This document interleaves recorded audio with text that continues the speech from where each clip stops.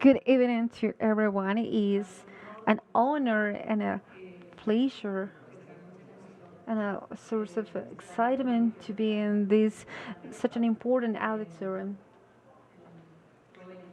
with all the language of the political language of the development, not just in terms of politics and also policies.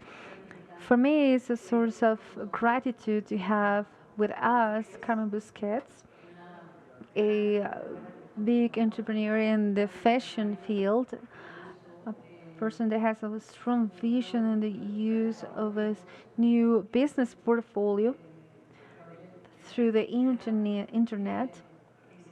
I would like to start this conversation. She has come from the United States to be with us in this meeting, promoted by the Looking for the Masters, with who we're going to speak ahead a bit further, which is one of the founders. And the question for Carmen is, since you are being so successful in the field of in the fashion world, in the innovation, how do you see your experience? Which one is your experience specifically through the technologies, through the del internet? Internet.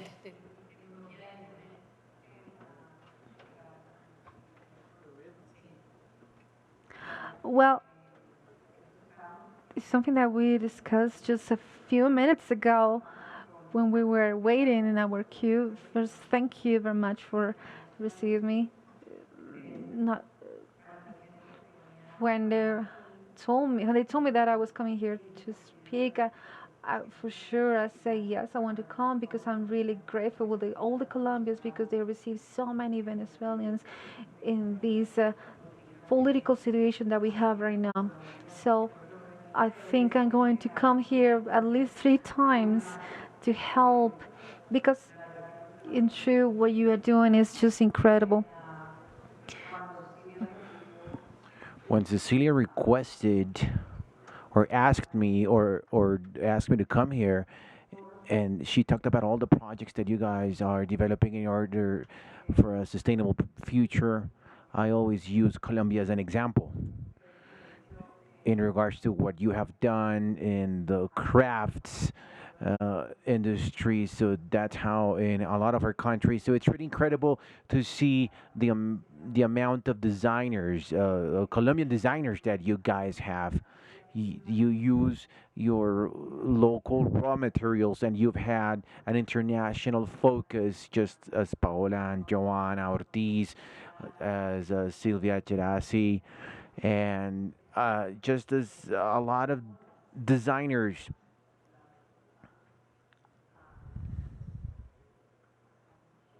And the same with, for example, with those purses, those traditional bags, handbags from Guajira. I compared that to what is going on with internet. Nowadays, a lot of people can say, okay, I can look like you. So in terms of sustainability, and you're involved in technology topics, so a lot of people see that as a contrary perspective. I've always thought, and the way or the reason why I got involved with the internet is like it's the only way that I could start a new economy in the first decade of the new millennium. So, for example, we used to see the first or the wealthy, those wealthy entrepreneurs, recent wealthy entrepreneurs, they come or they're there because of technology and through the media as Facebook or Instagram. Nowadays, we can communicate in through a small community. Well, I use this Spanglish from with a small town, just like your small town, but we can talk and communicate with the rest of the world. Before we could only communicate with Colombia alone and with our neighboring countries. Today, you could have a great economy with a local perspective. So I believe that globalization, I believe in globalization, but I also believe in localization. So therefore, two of my favorite topics have been macroeconomics and microeconomics, because I believe that if you do not fix things at a local level and little by little, you're not gonna be able to dream big. And I've a lot of the company, a lot of the internet companies that I worked with, they were ideas with a niche, with a segment. A lot of people ask me, how are you going to sell shoes on Instagram? That's impossible. Well, we all purchase shoes through Instagram. We all purchase food through Instagram. And 20 years ago, people made fun of me because they questioned my objective. So now it's the same case. How are we gonna sell, for example, food? Like just like the example with Amazon. At the end, they ended up buying Whole Foods, and now you have all your natural products. They're being shipped to your house. They arrive to your house. Therefore, when we think about all these changes that we're gonna be observing in Colombia and all these such incredible projects that you used to have with when you have the internet, you're not communicating just with Colombia. You're communicating with the rest of the world. Today, everyone knows Joana Ortiz. Everyone knows who she is. Everyone wants, in less than 5 years, all my internet companies used to tell me, "Are you gonna? uh, Can you contact? Could you help me to work with Joana Ortiz?" So that's really powerful, and there's also a negative force within. But if we all focus on a positive way, we start from a small perspective, but we dream big. Everything is possible. The problem is to dream big and start with big actions, like just like how the internet just like happened with the internet collapse at the end of in the 90s. Because if you start spending a lot of money, you're not going to go anywhere. That's my experience with internet. Start small, but think big. Just like Schumacher said, the small things are beautiful. So with vice minister, and I wanted to ask you a question, is how your initiatives contribute to the uh, economic creative economics and sustainable development. So before answering in regards to those initiatives, I would like to share with you guys uh, a context in regards to the message that we have and the focus that we have in the National Development Plan. And I would like to highlight that in the environmental section, in a chapter known as the Agreement for Sustainability, we have been focusing quite a bit in taking Colombia to reach its potential into a realm that we know as the life economy. This comes from three branches. The one that I would like to highlight right here, it's the economy that is based on the taking advantage of knowledge and the sustainable use of that biodiversity, and that necessarily implies to taking care of that biodiversity, and this also implies the need to see the transformation of Colombia in regards of those comparative advantages that Colombia has in regards of having all these ecosystems, this immense wealth that we have in natural species. We just won the award of bird observing. We are,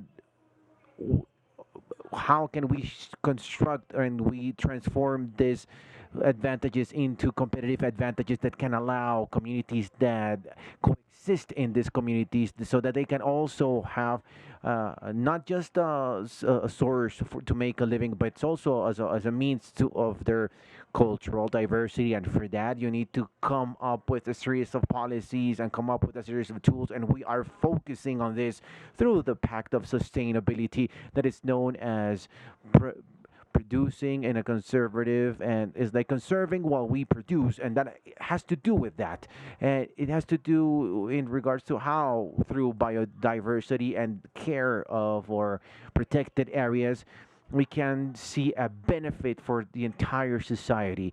That's the most powerful tool to preserve these areas, these protected areas. So now I'm going to continue. Colombia is the richest country in the world in biodiversity per square kilometer, which is the way that it's the indicator that it's used. But Colombia has performed a great effort in order to have a protected ecosystem, in order to have an important sample of this ecosystems that can allow the country as far as possible to conserve our wealth and our incredible wealth of species that we have. And we have taken very important steps in regards of establishing protected areas that are not just protecting the wildlife, but they're protecting the traditional knowledge and the ways that these is being produced. And these are areas of sustainable use. But in order to keep all of this, in order to manage this effectively, in order to provide a real opportunity to those communities that coexist, as well as the different sectors that benefit from these ecosystems, it's necessary to create some financing platforms that can allow these public efforts, national public efforts, national budget and local budgets, along with those international efforts, because we are recognized in many cases as human heritage and cultural heritage, along with the private sector, because the sector private is observing this, it's looking at this as an investment, not as an expense, as an investment in what tomorrow could be the foundation of biotechnology, in what it's going to allow the sector to reduce costs in terms of production,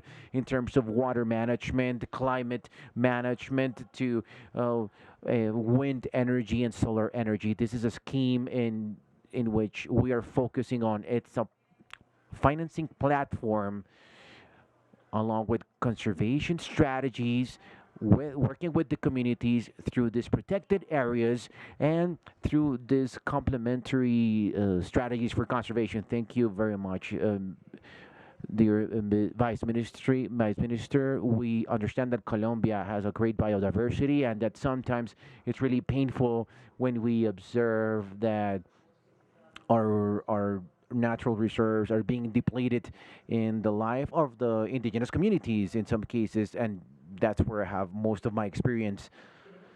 We still have some time.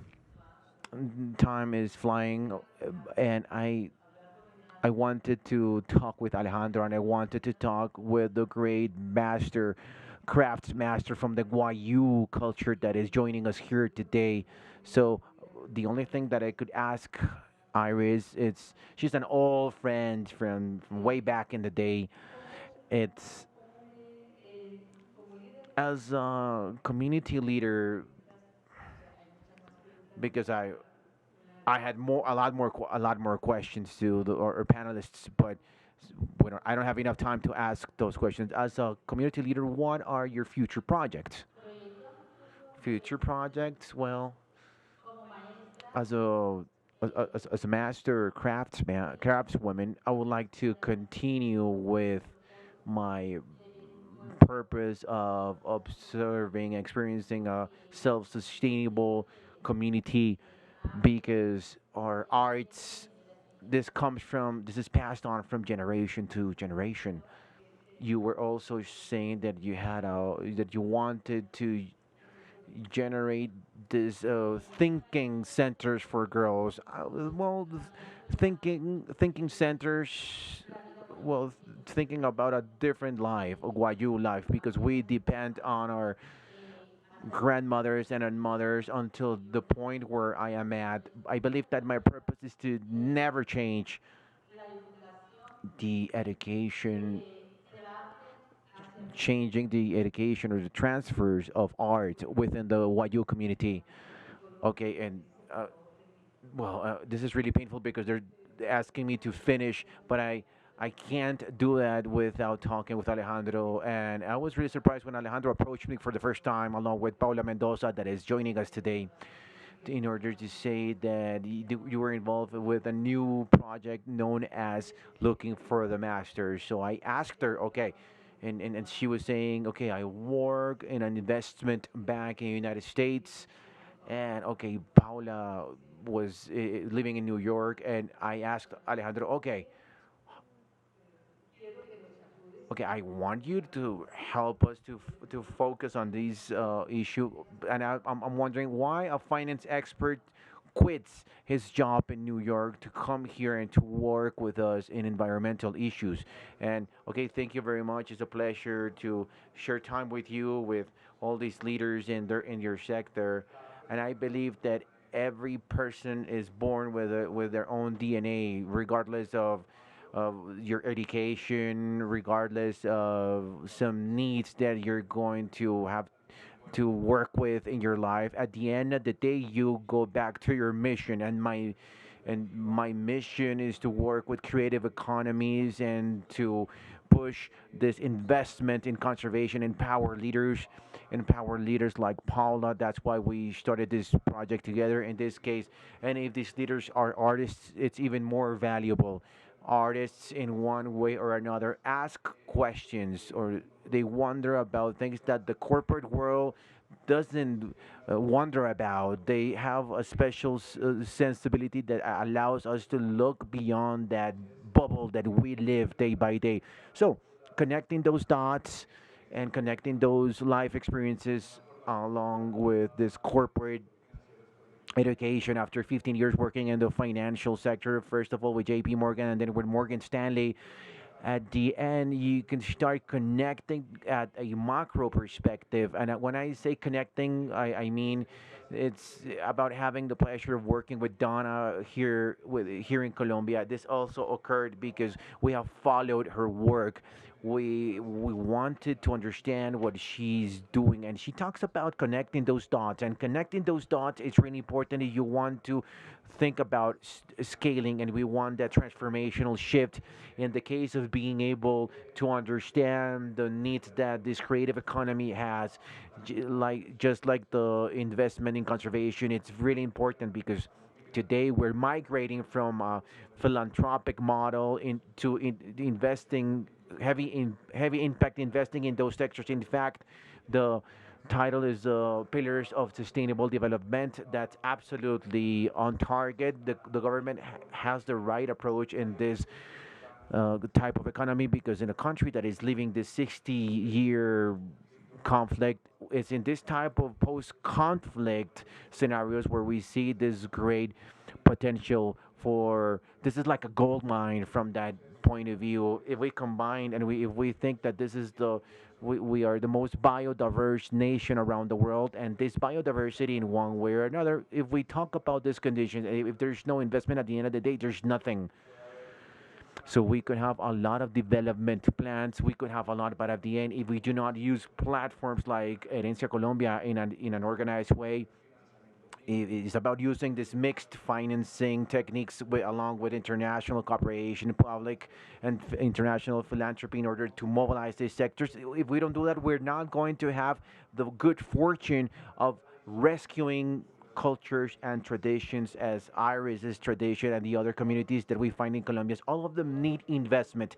All of them have different problems, and we need to step aside from that academic diagnosis, and we need to move into the practice and start investing, because at the end of the responsibility of looking for the masters is with the communities. You have taught us that, Cecilia. So that and that's we're very clear about that. Thank you very much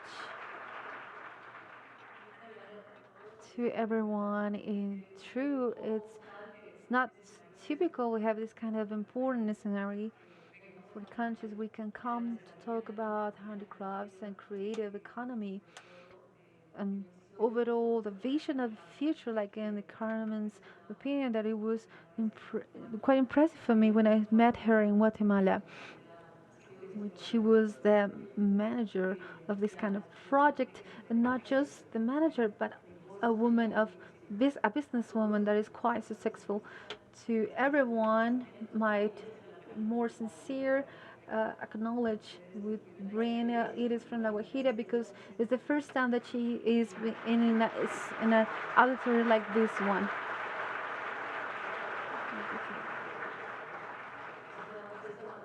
It's a woman that has a school that has a her grandmother, her mother that are a really important woman in La Guajira region, and with Mexico, as you heard in the first panel, they are going to have the opportunity to receive an important project of development with looking for the masters.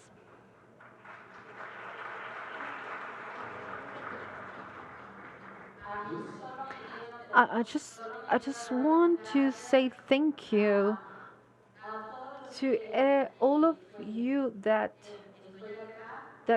could put me here for my knowledge because I'm what you, my art, my work since I was a kid, since I was a little girl, since the school. I think that this situation for me is quite valuable. I never thought that I could be here, and in this moment, I'm here with you and everyone that knows me and everyone that doesn't know me. I am a Wayu that still live in my area, in my territory. I don't live in any village. I live as a Wayu in my area. It's a pleasure to be here in this event.